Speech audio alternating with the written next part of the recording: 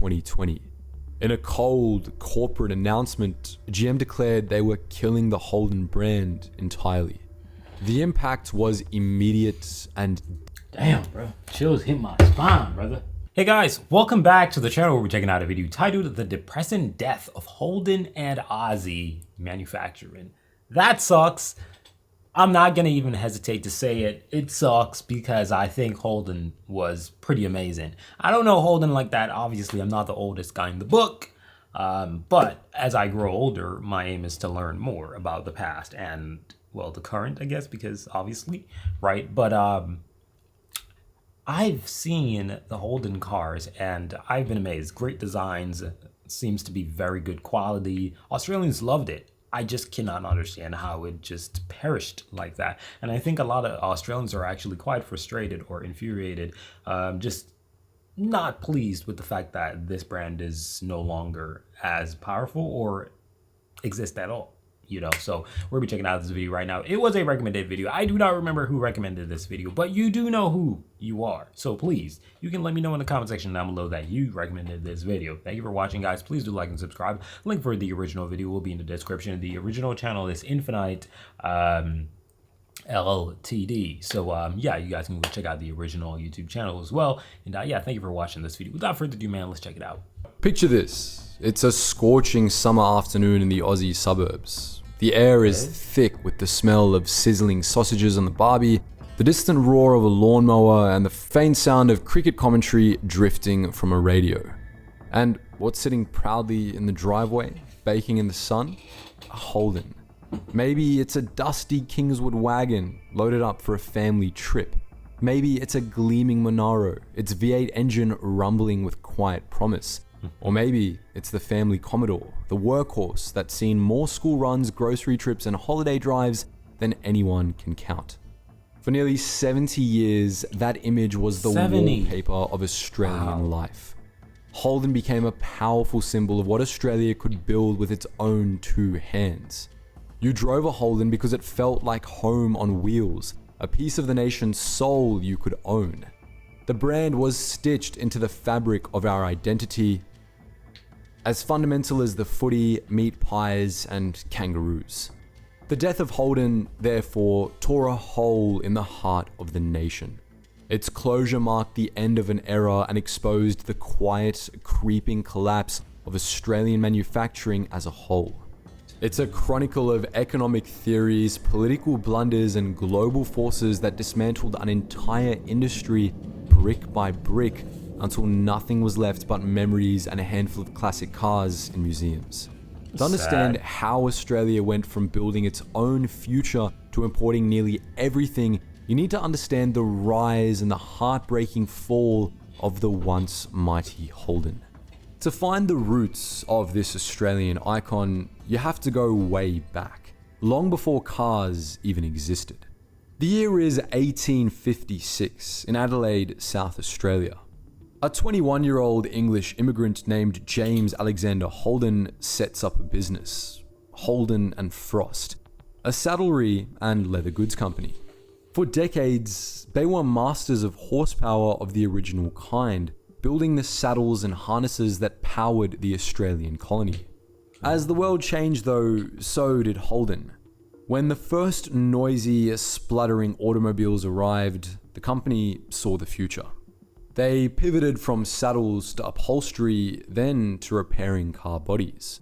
After World War I, they hit the big time, becoming one of the premier coach builders in the country, crafting beautiful custom bodies for imported chassis from companies like Chevrolet and Dodge. In 1931, the American giant General Motors saw the potential and bought the company, creating General Motors Holdens Limited. But the true magic, the moment Holden became a household name, came after the smoke cleared from World War II. Imagine Australia in 1945. The war was over, the threat of invasion was gone, and there was a collective sigh of relief. The nation was tired but optimistic, yearning for a brighter, more prosperous future. It was a Right. time to build, to create, to define what Australia could be on its own terms. Right, of course, of course. The government, led by Prime Minister Ben Chifley, had a bold vision. Okay. A country as vast and isolated as Australia needed its own car, viewing it as a critical piece of national security, industrial strength, and post-war pride. Yes. On November 29th, 1948, the first ever mass-produced all-Australian car rolled off the assembly line at Fisherman's Bend in Victoria. The Holden 48-215, affectionately known forever as the FX. The FX was built for Australia by Australians. Its engineering was brilliantly simple, which proved This is what I hate. This makes me a little bit sad because there are a lot of people in this world who are patriotic, right? They care a lot about a country. Like I'm not gonna hate on anyone who is patriotic. I think patriotism is a beautiful thing to an extent, right? Because there are people who are patriotic about things and so on and so forth to a fault, right? You can be patriotic about, oh, I'm happy to be black, I'm happy to be white. That's cool, right? You don't want to be nobody else. You want to be what you were born, right? There's nothing wrong with that. But then it comes to a fault. I want to be when you're patriotic and you start to agree with the wrongs of the people who look like you, right? And that's exactly what country patriotism is, right? Where you're patriotic, you love the United States, you love Australia, you love China, Russia, and then your country does some bullshit and you cannot actually say, yo, I was born here, I love this place. That's bullshit. That's what country patriotism most of the time looks like at the end of the road. Most people start off, yo, I love my country, we got our own cars, we got this, until we start to shame another country or try to control another country, which sucks because you're patriotic, but you want to ruin somewhere else. You know what I mean? I don't like that. I hate that because we're humans and we're all different. But we are all the same. We're all here by accident. Not one of us say, yo, I want to be born, right? We were just thrown in this damn place. We don't know nothing, right? As much as we study and we know all these things, we really don't know nothing. Let's just be real, because there's almost zero proof of anything that we've actually been taught. They say 1 + 1 is 2. Show me how the frig you know one existed. How do you know? How do you know? Right? You're going to just say, oh, yeah, that's what school... Yeah. You know what I mean? That's what I'm saying, right? So the truth is we were born here. We didn't have a choice. We came here and then one day we're going to die. It's that simple, right? So it sucks when you get so overly patriotic to the point that you actually ruin someone else's thing, you know? And that's what a lot of manufacturers do. They buy a company because, you know, they don't want the competition. And that's the truth. And when they buy that company gets destroyed. Like, think about if Adidas bought Nike. Do you think Nike would be the same as it is today? If Nike bought Adidas, do you think Adidas would be the same? Nah, they were not. It's gonna get small until, you know what I mean? So it's kind of shitty, but to be its greatest strength. The 2.15 litre grey motor was under-stressed and over-engineered, earning a legendary reputation for being absolutely bulletproof. It was tough enough to handle corrugated country roads that would shatter other vehicles, simple enough for any backyard mechanic with a basic set of tools to fix, and it had just enough ground clearance to navigate a farm track. Crucially, it was affordable. For the first time, the dream of car ownership was within reach for the average working family. The public went absolutely wild. There was a waiting list thousands of people long. Owning a Holden FX was a status symbol of patriotism and progress, a declaration that Australia had arrived. Yes, sir. The success was immediate Rear-wheel and drive? overwhelming. Its successor, the facelifted FJ Holden of 1953, became even more iconic with its famous toothy grille.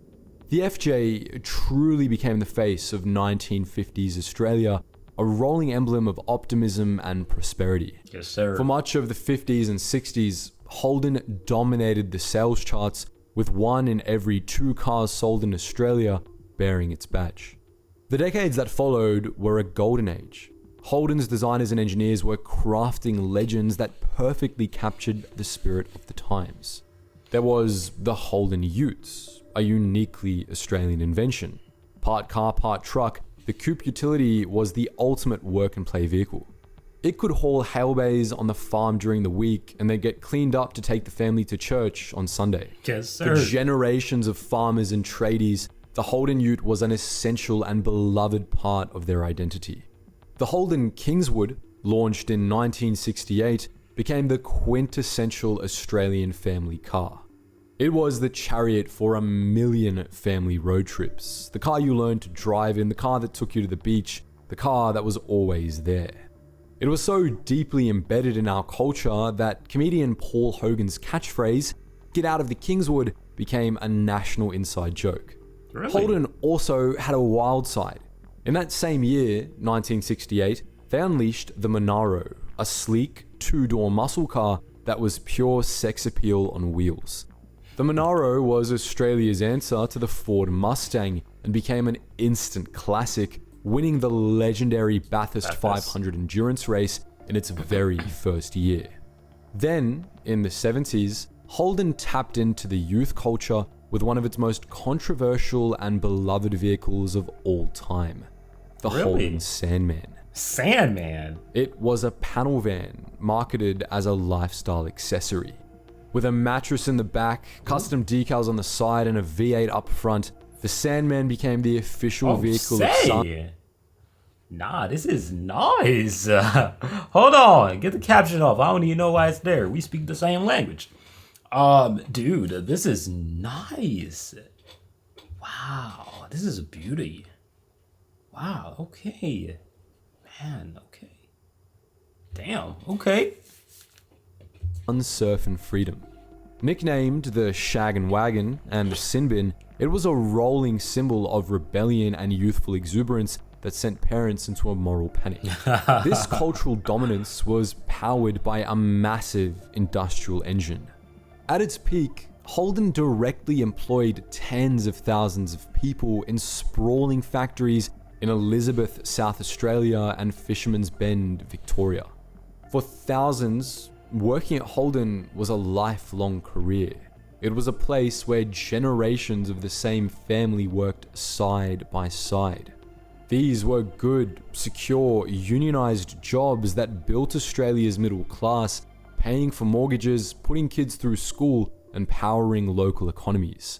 Holden was the beating heart of entire communities. Australia made things, real things you could touch and be proud of, with Holden as the proudest example. But this golden age couldn't last forever. The world was changing and a storm was gathering on the horizon. Starting in the 1980s, the economic philosophy that had built Australia began to shift. The new buzzwords were deregulation, free trade, and globalization. The idea, pushed by both sides of politics, was to tear down the protective walls around the Australian economy and force local industries to compete on a global scale. Tariffs, taxes on imported goods that made local cars cheaper, were slashed. They dropped from a high of 57.5% in the mid-80s down to 15% by 2000 and eventually to just 5%.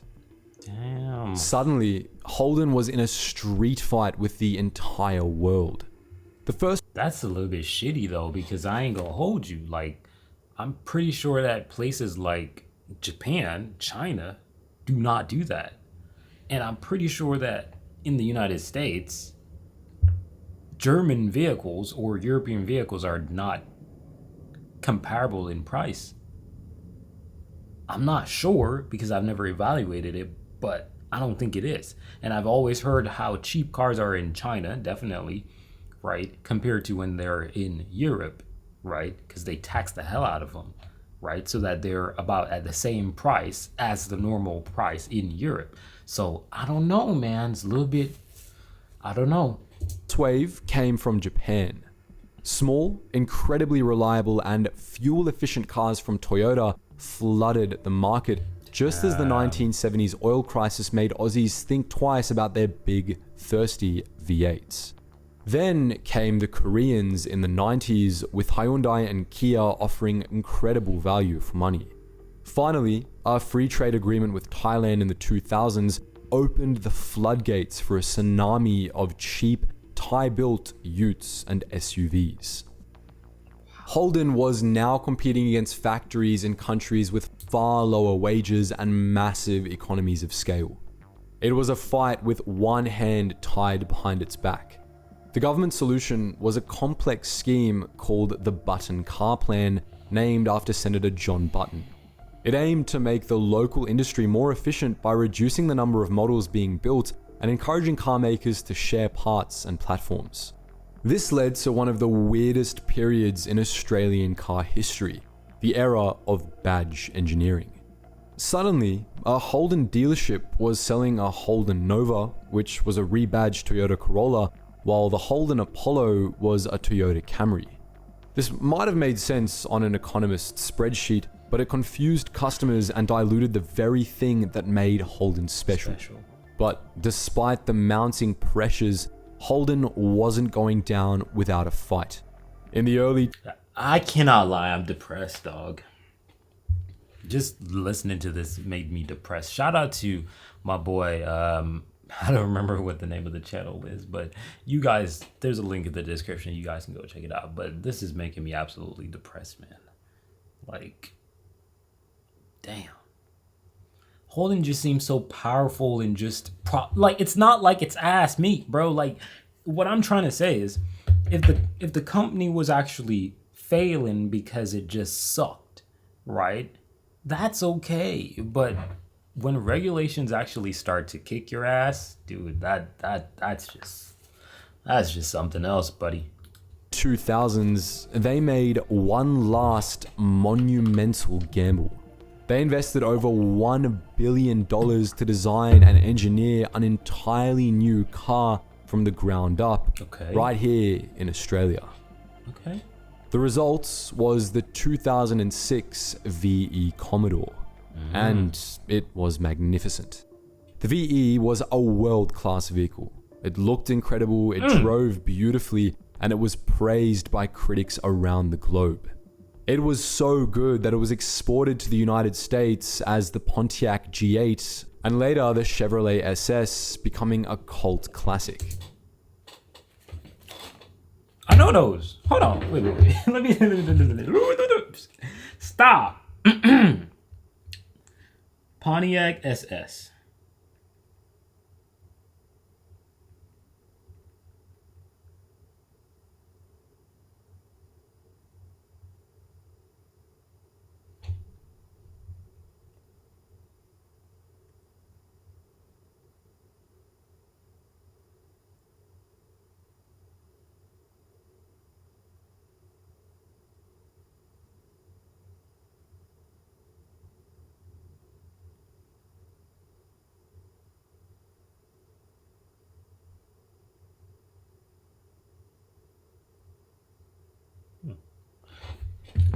I'm confused, dog. What the hell? This car was proof that Australia still had the talent, the skill, and the ambition to build cars with the best of them. But it was the right car at the exact wrong time. Just as the VE Commodore hit its stride, the 2008 global financial crisis ravaged the world economy. Credit dried up, confidence plummeted, and fuel prices went through the roof. At the same time, its parent company, General Motors, was collapsing, filing for bankruptcy in the US. The fallout was brutal. Decisions were no longer being made in Melbourne, they were being dictated from a crisis room in Detroit. GM's new global strategy was all about efficiency and using the same car designs everywhere. This created a big problem for cars needing the steering wheel on the right. For a global company like GM, the handful of countries that drive on the left side of the road, including Australia, was simply too small a market to justify the huge cost of engineering separate vehicles. As a result... Hold on, wasn't that Joe? Wasn't that Joe? When was this hold on, when was this picture taken? That's Joe right there. I know Joe right there. Wait, hold on, that's Joe right there, man. Joe Biden. Wait, what? This has to be in COVID because he has a mask on. Wait, what? That's crazy. Justify the huge cost of engineering separate vehicles. As a result, Holden lost its autonomy and the Australian design and engineering teams were gutted. Dang. The Commodore, the heart and soul of the brand, was living on borrowed time. The political climate in Australia had also turned frosty. The debate shifted from how to support the industry to whether it should be supported at all. The government's Economic Advisory Board, the Productivity Commission, released a series of influential reports arguing that automotive subsidies were inefficient and holding back the economy. This provided the intellectual firepower for those in politics who wanted to end the support. In 2013, the newly elected coalition government, led by Prime Minister Tony Abbott, took a hard line. Treasurer Joe Hockey famously dared GM to justify its existence, declaring in Parliament that the era of handouts was over. Faced with an ultimatum and no guarantee of future government support, GM made the call. On December 11th, 2013, the news broke like a national tragedy. General Motors announced it would end all car manufacturing in Australia by 2017. The Elizabeth plant would be closed, and the Australian-made car was officially dead. After nearly 70 years, the production lines were going silent. The final 4 years were a long, painful funeral procession. On October 20th, 2017, the last car, a red Commodore SSV Redline, rolled off the Elizabeth assembly line, flanked by emotional workers, many of whom had spent their entire lives in that factory. It was a heartbreaking end to the Australian dream. But GM wasn't done yet. They had promised that Holden would live on as a brand, importing and selling rebadged cars from other GM factories around the world. Dealerships invested millions in showroom upgrades, and loyal customers held on to a sliver of hope. That hope was crushed on February 17, 2020. In a cold corporate announcement, GM declared they were killing the Holden brand entirely. The impact was immediate and... Damn, bro. Chills hit my spine, brother. Damn.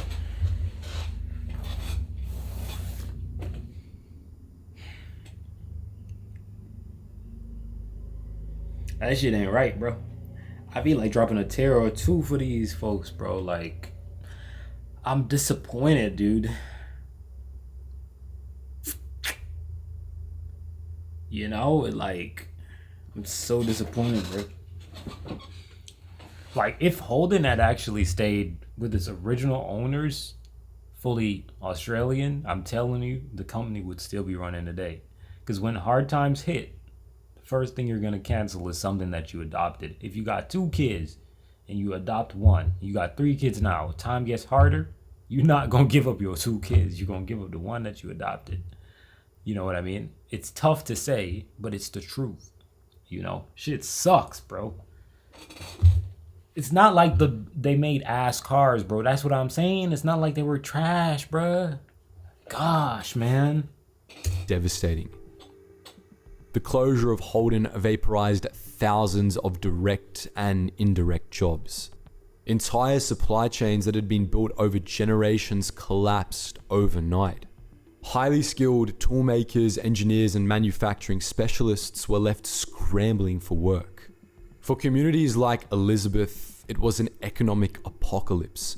The heart of the town was ripped out, leaving behind a vacuum of unemployment and uncertainty.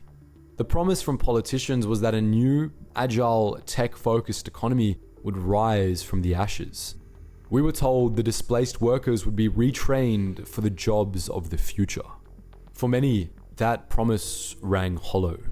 A 55-year-old assembly line worker couldn't just become a coder overnight. Many ended up in lower-paying, less secure work in transport, logistics, or the gig economy. The secure, middle-class life that manufacturing had provided was gone. The loss also triggered a brain drain of epic proportions.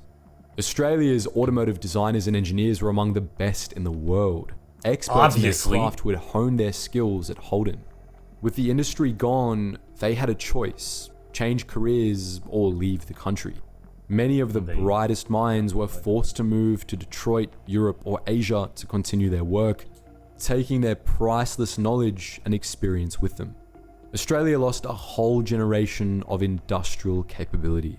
For Holden owners, the death of the brand was a kick in the guts. Resale values plummeted, parts and servicing became a source of anxiety. Class action lawsuits emerged over defects in some of the final imported models, tarnishing the brand's legacy. A company that once sold pride and loyalty now left behind headaches and a sense of abandonment. As the car industry around the world came under pressure, different countries decided to handle the problem in very different ways. In places like Germany, the government kept supporting its car makers, looking after the thousands of smaller, family-owned engineering companies that supplied the parts. In South Korea, the government had been helping brands like Hyundai and Kia for decades, determined to make them world leaders. And in America, when the 2008 financial crisis threatened to wipe out their car industry, the government stepped in with a massive bailout to save it. These countries decided that being able to build cars was too important to lose. But in Australia, a different idea took hold. For years, the thinking from government advisors was that Australia should stop trying to do everything and just stick to what it was naturally good at, like mining and farming. From this point of view, spending billions in taxpayer money to prop up car factories didn't make sense anymore. The argument was that the money was being wasted on an industry that couldn't compete, and that without the subsidies, Australians would get access to cheaper and better cars from overseas. And that's exactly what happened. The decision to end the support led to the shutdown of the entire local car industry. The biggest upside was for car buyers, who suddenly had more choice and lower prices than ever before. But there was a major downside. Australia became one of the only developed countries in the world that couldn't build its own cars. The skills needed to design, engineer, and mass-produce complex machines started to disappear. The shutdown also wiped out hundreds of smaller, local businesses that made everything from car seats to electronics. Today, the factories are quiet. The roar of V8s at Bathurst has faded, replaced by the sound of imported cars. An entire generation of Aussies will now grow up having never seen a car built in their country. The Holden line is gone, but the questions it left behind are bigger than ever, forcing Australia to think hard about what it values and what kind of country it wants to be in the years to come. But what do you think? Was letting the car industry die a massive mistake for Australia? Yes, it was. Or an inevitable, even necessary part of economic progress? Nah, ain't no progress, bro. You don't need to destroy what you have to progress, right? You don't need to do that, right? Like, there could have been a lot of different solutions, in my humble opinion, to propel this brand to be more competitive outside of Australia. A lot of things could have been done. A lot of things, right? Like, all these American brands that actually are successful outside of the United States, they're not successful just because, of aid. They're successful simply because, like, they're pushed. And I'm just being honest, at least, having Holden in Australia for the enthusiasm, for the Australians, because there's a lot of Americans who would never buy a Lamborghini, but they'll buy a Corvette. You know what I mean? Because they're like, okay, I want to buy American, fast cars, sports car, exotic cars. I want to buy an American version. So let me get a Corvette. Let me get a Ford GT or something of the sort like that, right? They would never buy the Lamborghini over there from Italy, right? And then never buy the BMW M4 or M5 or whatever from Germany. You know what I mean? Or the Porsche, right? That's the thing, right? So the enthusiasm is gone, right? You can't look at a car and just be like, yo, this Australian beast right here. You know what I mean? And that's gone. And the company could have gotten smaller. It didn't have to close. You know what I mean? I think one of the biggest mistakes was selling it to GM in the first place. I love GM, but Like when it comes to a company that is in a location, you don't want to sell that company to another company in a different place. It's one of the biggest mistakes you can ever do, because if anything goes south, they're going to kill your company. It's just the truth. Should a country protect an industry for the sake of jobs and national pride, even if it costs billions? Or is it smarter to fully embrace globalization and let the market decide? And what's the big lesson from the Holden story? In a world of fragile supply chains, is it time for Australia to seriously think about making things again? Drop your thoughts, your favorite Holden memories, Hell or your yeah. hot takes on the Australian industry in the I comments. don't have any memories, man. I don't. But for crying out loud, I think it's a mistake. I think they should continue production. By the way, shout out to Infinite LTD. Shout out to them, because this is where this video is coming from. It's a beautiful video, beautiful. But dude, I think it's a mistake, and I don't think they should have gotten rid of this car at all. Especially the brand, I should say. They shouldn't have got rid of it. Like, there's so much thing. The future is in the hands of the people who are going to be in the future. So getting rid of something doesn't really change the future, right? Importing all these vehicles into Australia, I don't know, man. I get it. You might be able to charge taxes on the vehicle and so on and so forth, because obviously if you export something, you don't really, I don't know, maybe there could be something that was done to create some situation where you can actually tax on export. I don't really know. But the point is, it should have stayed. I really like the Holden vehicle. They seem like they weren't problematic. He did mention that at the final release, I think it was like 2015 or whatever, there was a little bit problems with the vehicle, which I understand, obviously. They were imported, right? But man, this just sucks, dude. What the flip? Wow. Oh my gosh. Did America destroy Holden? Would you say that? I don't know. Did the Australian destroy Holden? Who destroyed it? Australia or the United States? Which one? GM? Which one? Who y'all think? Let me know in the comment section down below. Thank you for watching. This is a 30-minute video. That is crazy. Anyways, guys, I'm out of here. Peace.